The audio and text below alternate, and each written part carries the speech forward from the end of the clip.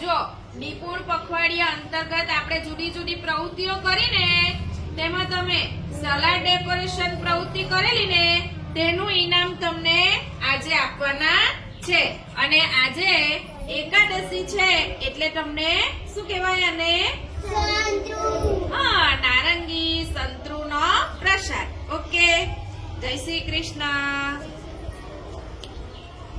Jay Shri Krishna Jay Shri Krishna Jay Shri Krishna Jay Shri Krishna Jay Shri Krishna Jay Shri Krishna Jay Shri Krishna